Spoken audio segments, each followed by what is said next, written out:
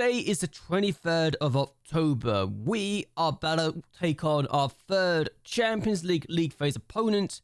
We're also going to show you the two players that are going to sign for us when they turn 18 and when we can officially get them to sign for us. And we're also going to show you two coaches who look like they're about to sign for us. So let's go over this first and foremost. The player that will sign for us first is Brian Law, who is Colombian and American, so the American part is where he's got his name from, but he looks like he could be really good. He turns 19 in April, so he will be signing for us as an 18-year-old, so hopefully he'll be able to be homegrown, and I didn't know about this guy until very recently, so that's why he's signing for us now in January. Hopefully he can provide some extra depth and cover for the right winger position, because we need the strength and depth because we don't have the best of players there outside of Carlos Borges. Jose Pena is the other player we're going to be signing. He's coming from Peru and he's only 17 right now, but has potential to be quite good as well. And I don't know whether or not I should be signing him because he is 5'11", but he was a cheap price. It made sense in my mind to get him, and I'm certain he can still grow. The fact he's got a driven personality is great, and he turns 18 in March, so he wouldn't be able to sign for us anytime soon anyway. So he could become a 6-foot defender before he even signs for us officially, so that's a good sign. We're looking to sign Michael Carrick as a coach because he was available. I accidentally searched up the coach search thing, and his name was honestly at the top of the list, so it made sense in my mind to get him. He's quite good still, despite having bad spells at Bristol Rovers and Morecambe. We're also going to be trying to sign Brice Marin. I'm certain he will sign for me, but you never know. We could be unlucky. He looks quite good. I'm surprised he's been available for a year and a half, given how good he is, but I plan on bringing this guy into the club because he looks quite good. We've also had a few matches since we last met, so let's go over them. The first game we had was a 7-2 victory against Kisvada away from home.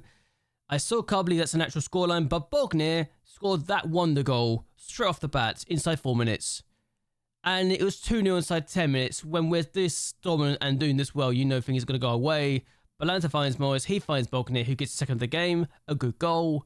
And it's 3-0 inside 33 minutes. We honestly did rotate a little bit still, despite the thing, and let's be honest, Boxays have the easiest chance in the world to score there. And then we make it 4 inside 42 minutes.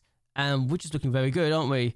Boxay gets his second of the game with this effort, showing his quality in front of goal. Before we make it 5 in the 44th minute of the game, Morris getting involved with the assist this time, finds Bognir, who steals it off the head of Robledo. We make it 6 inside 53 minutes in. We're looking very good today. Robledo finds Boxay, and Boxay's not missing that. We do consider goal back because at this point we do get complacent. Because let's be honest, why wouldn't we get complacent when we're 6-0 up? It's a good goal from Adai, but we make it 7. And Gonzalez, making his debut in this game from the bench, gets his assist in, finds Hegedus, who scores to make it 7-1. And his father make it 7-2 from the set piece in the 72nd minute of the game. I am annoyed by the fact we conceded some of these goals, but there are some really good finishes in there. So perhaps I can't blame the goalkeeper here. But still, 7-2, a good win. We then went to Bologna and drew 1-1, having to come from 1-0 down after they hit us with this set-piece routine. Raimondo with the first goal, but the equaliser was very, very nice. 43 minutes in, Bagador cuts inside, plays across the Boxay, who scores again. So, we are able to get points in the Champions League away from home against a favourable tie against Bologna. But we need to do better in the future because look at the chances we created, look at the extra we had. And then you realise we didn't win this game. So, if we can take our chances, we will win these games in the future. It's just a matter of making sure we do that long term. We then took on NTK Budapest in the cup and beat them 3-0 with Bledo finds Silovic, who scores the opening goal of that effort inside 11 minutes. In 68 minutes, we score from a set piece, a throw-in set piece to be exact. No, tries to handle it, doesn't quite work, but Victor scores his first goal of the club, and that's good. And then Bognir scores his penalty to make it 3 to compound their misery. A good win to send us through to the next round of the cup. We then took on Rennes and lost 4-2 in a result that I do not blame the players for in the slightest. We were 1-0 down inside 23 minutes, a good goal from Guri, but we equalised again, 29 minutes in this time, and Boxe finds Salazar, he plays across to find Bogner, and I'm happy, we're doing well, another point away from home, but then we took the lead, 49 minutes in, and Salazar finds Bogner, who finds that back in the net to get his second of the game to give us the lead for the first time. And then we suffer a very bad injury, and you will see who the injury is once you see the goal start to go in. Thomas Cass plays across, and yes, that is Robledo in goal. Our goalkeeper got injured, and Rennes scored 3 as a result. Rennes got the first of those goals. Lefebvre finds Kasua by accident, or Kusa by accident. Robledo can't do much about it. And then they score third. Lefebvre finds Moscow again by accident. Caruso finds Driant, and it's 4-2. I had used all my substitutes, and then Cavallina gets injured. I wonder if I can see this injury. I can, apparently. So he gets injured catching the ball, and it's there. He hurts himself. He's hurt himself there, catching the ball, and he realizes, I can't continue. I need to go off. We made our substitute at that point, and he's injured himself catching the ball. So the game we'll be doing today will not only be the first home game in the Champions League, but it will be Cavallina's first game back since he got injured in this match. The next game we had was against BK Sabah, and it's the first game our backup goalkeeper will be starting. We go 1-0 down inside 4 minutes, so probably not the best time to start his run of form, but we equalise inside 25 minutes as we win this game 3-1. Vahos gets his first goal of the season, and then we get another goal from a corner. Kusaba scores this time, so you can't even say, I've just done one thing. We also missed a penalty leading up to that corner, ironically enough, but we make it 3 towards the end. Hamberlik goes and shoots, it's deflected off their defender, and it's a 3-1 victory. So, wasn't our cleanest victory, wasn't our most stylish of victories, but it was a victory nonetheless. We then joined DS Jury and beat them 4-1. Jose Luis finds Salazar. Salazar scores to make it 1-0 inside 6 minutes. We make it 2 inside 13 minutes. Tuijano finds Forbes. He plays the force of Bogner, and Bogner's through, and he's not missing that. We make it 3 from this corner. Forbes plays it across, and Balanta gets there first. They should have dealt with that, honestly. And Tuijano scores this penalty to make it 4. We unfortunately deal with this corner terribly. Why we decided to do the diving header, I don't know, but Mendes Gomez scores that goal, so another good finish, another clean sheet gone, but still a 4-1 victory. The last game we had was his 5-2 victory against Gmod. We did rotate the squad a little bit again because big game coming up next. Sinavuk gets the first goal of the game inside 2 minutes. We make it 2-0 inside 30 minutes. Victor really showing his ability right now on the wings, plays across. I feel a bit annoyed for the goalkeeper, but there you go. Ganev scores to make it 2. We make it 3 inside 53 minutes, 54 minutes. Sinavuk finds Gonzalez, he finds Ganev, and Ganev scores again, showing his quality. And then we score a penalty. Bogner takes it and puts it in the back of the net inside 74 minutes. And in 78 minutes, we make it 5. Boxe finds Gonzalez, he places it across, and Bogner's not missing that tap in. We do get complacent from here. Kusua doesn't pay attention at all and gets caught. Batik shoots, and then Malele scores the rebound. And then they have a long throw. We don't deal with it properly, and it's just another unfortunate goal that we concede. If only we could stop being complacent after having a bigger lead. That'd be nice, wouldn't it? Still, doesn't make a difference. With 1 or 9 games in the league so far, we have got a 9-point gap at the top. So the league title should be ours at this point. Bogner has already got 16 goals in the league, which is very impressive when you realise he's not started all the games as well. But yeah, we are looking very strong in the league right now. In the Champions League, we're down in 27th place, and our opponents today is none other than Liverpool, who are in 28th place, so they've not had the best of starts either.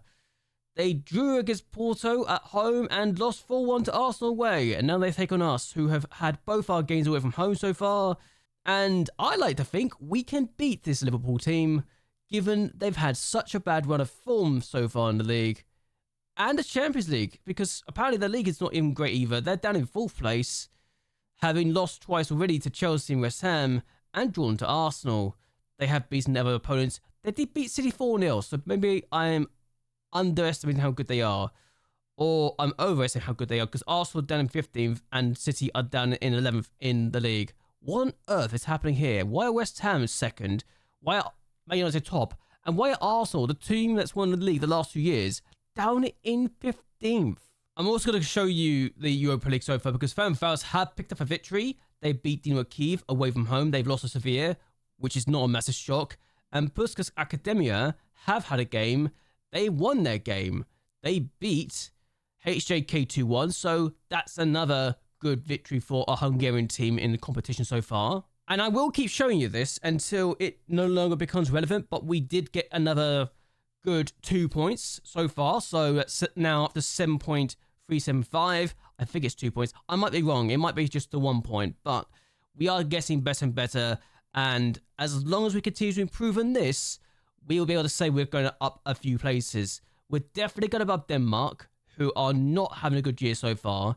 We're definitely going above Scotland, who are 3 points behind. And we're only 1.2 points behind Croatia right now, who, while having a good year, are still not having a great year. So if we can keep this up, we could definitely make up some ground. Austria's definitely not there for the taking as far as I'm concerned, but it'd be a nicer dream, wouldn't it? Especially if Belgium start to slip down as well towards us. But still, Liverpool, our opponents today. This is a game we need to win, because we need to kickstart our campaign this year. We have beaten an English team at home in a European competition before, the Europa League. We beat Newcastle 3-0 once, I believe. So we know we can beat a team from England at home. Now that I think about it, it might have been true, but that's beside the point. But yeah, Cavallino definitely got his injury. It was a torn wrist ligament. He was out for 5 weeks. He's just come back. So should I be playing him? Potentially not, but I'm going to anyway. Havranek, Kusua, Vahos, and Morris start in the defensive line. Balanta, Soriano, and Boxe start in midfield. Borges, Salazar, and Bogner are the front three.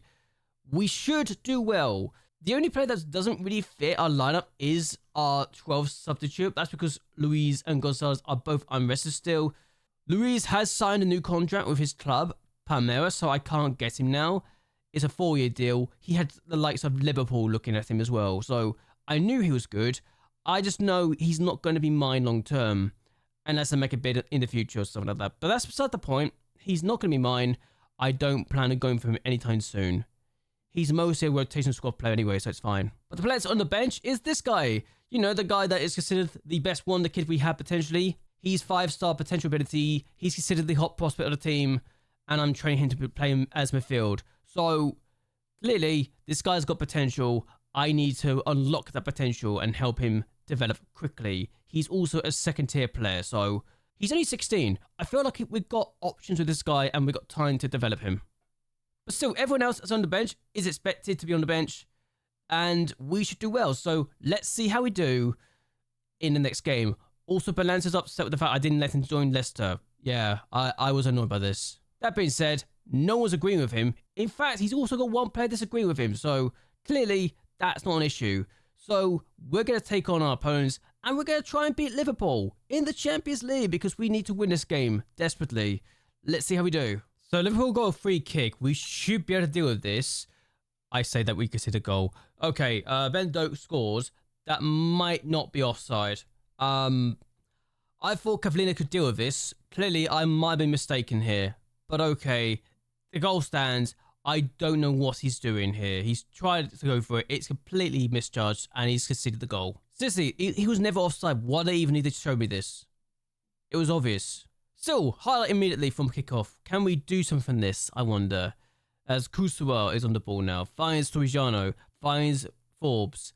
Can he do something? Finds Balanta. Plays across to James Morris. We're looking to pass the ball nicely. Here's Salazar. And Salazar showing his pace right now, showing why he was so badly wanted by a lot of French teams. Boxe crosses blocked and Neves doesn't deal with it amazingly. But here's Vahos again for us. And we're taking our time a bit too much potentially. But here's Kusua. Finds Soriano. Finds Forbes. Does find Forbes. Forbes cuts inside. He goes for goal and he scores it. First goal back since his injury, really. And that's great. We've equalised immediately. This is not a good Liverpool side, it feels like. They've got some decent talent out there, but they're not showing it. They're being caught a bit too quickly. And Borges' pace showing why he's so dangerous. Okay, we got the ball. We did. Here's Ferguson. I say it's not even a good Liverpool side. It's actually quite a good, talented side, but they don't seem to be showing it in the Champions League right now. Trent Alexander-Arnold finds Doak. We are going to have to defend against this. Alexander-Arnold played across to Thuram. Alexander-Arnold, Doak. I don't know what he's trying to do there. Here's Neves. And we need to do with this. Aito on the ball now. Verdi. What can he do? He was the guy that was caught by Forbes earlier. And Forbes has just fouled him, but it's not in the area, so it's fine. We're just going to ignore that idea that is a penalty and go from here. Do I want to go cautious? I might go cautious as a result of this highlight, though, honestly. Because it's not a penalty. I knew it wasn't a penalty. It's one of those things where you know it's not a penalty. So 1-1 at half-time. Have we been a better team? If you look at XG and chances, yes, you say we would be the better team. But we're both not going into the top 24 right now. So we both need a victory. Our 4-2 defeat against Rennes has been the thing that's hurt us so far. But if we get a victory, then we can actually say we can start to progress up the table. That is the aim now. We need to just start doing that. We've got a corner, box end the ball. I've changed the mentality for a reason, and that's why. Kusuma scores in the Champions League. We lead against Liverpool. Alexander-Arnold made the mistake this time, whereas our goalkeeper made the mistake. It's their defender making the mistake, and we have the lead. Kusuma gets there first, and we take advantage of their sloppy defending. They got a free kick now. I'm tempted to defend this, but I know I don't want to. We took the lead against Rennes, don't forget. And it was an injury that cost us last time, and Ferguson should have said he was not onside, but that's still a bad miss. Okay, so if we could defend this, it would be good. I am going to look at the match momentum, because that does affect my way of thinking sometimes. McAllister on the ball, and he is a pain. Ben, so he... Oh my word, Vahos gets in the way of the shot and it's gone behind the corner. If we can keep this up, it'll be fine. Sabodosai, who I am looking to manage one day as the Hungary manager. McAllister, Sabodosai cuts inside. Oh, it's been denied. That's a good save for Kavlina. Another corner. Sabodosai takes it again. I'm going to make some changes, I think, in the near future as we head the ball away to Sabodosai. And that should be dealt with. Konate now. It's not... I don't feel comfortable with this right now. I really don't. Here is Sabodosai. And we need to do something with this sooner rather than later as we are trying to get the ball. There we go. Okay. So we are making some changes. They are going to be coming on soon. I've changed the balance mentality and maybe am I going to pay for it? Potentially. McAllister and Vahos again blocking their shot. They got a highlight. Late on, they got a goalkeeper up. Konate scored. But he's offside. Oh, we've been saved by the flag. Konate's offside. Oh, my word. Their goalkeeper's up as well. I don't think he realizes yet that is being ruled out. We are saved. Oh, my word. How close was this? We made our last change. Oh, we're miles off. There's like 2 or 3 of them offside. That is bad. Ladies and gentlemen, we've done the impossible. We've beaten Liverpool. This is our biggest win so far. And did we get away with it? Yes. But we didn't have an injury to a goalkeeper this time, and we made sure to win. I can't believe we've just been Liverpool, but we might be starting to show that this squad might be good enough to be competing in the Champions League now, and that is delightful, it really is. £2.4 million for the win, and I can't complain about that. But what I'm going to be doing is ending this here. I hope you guys have enjoyed yourselves. I hope you guys will like and share this video, and that you subscribe to the channel. It really does help me a lot. It's our biggest win in the series so far. I want to hear your thoughts and opinions on all of that down below. But anyway, until next time, goodbye and well, good night.